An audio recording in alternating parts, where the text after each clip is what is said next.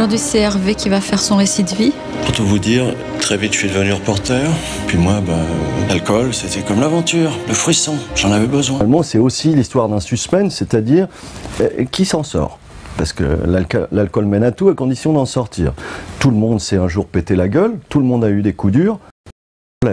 Alors le propos du film, c'est comment on se relève. Je buvais plus pour être bien, je buvais pour plus être mal.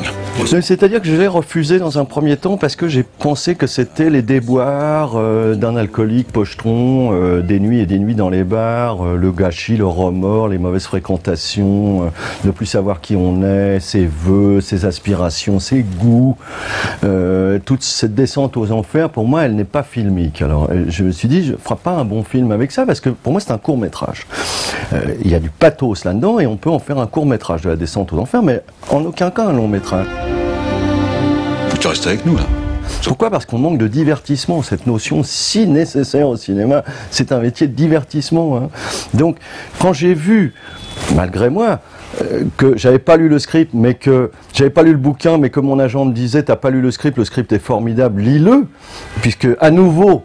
Et revient la proposition, je l'ai lu, j'ai découvert que c'était absolument le contraire de ce dont j'avais peur, et au contraire des choses que j'adore, c'est-à-dire beaucoup de partenaires, films de groupe, films choral, j'adore ça.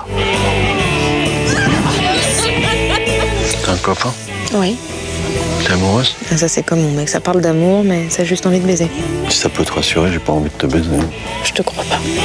Dans le film de Godot, la considération vient que tous ont une douleur personnelle, c'est leur alcoolisme, leur maladie, et ils ont ça comme un désespoir. Là, dans le Godot, tout le monde est malade, tout le monde sait que vous l'êtes, et simplement, on est venu ici de notre plein gré pour passer à l'abstinence et voir comment ça se passe.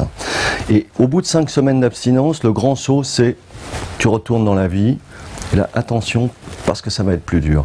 Finalement, c'est l'histoire d'un type qui tombe, il se relève, mais comment il se relève et avec qui et grâce à qui il peut se relever? La réponse est grâce aux autres.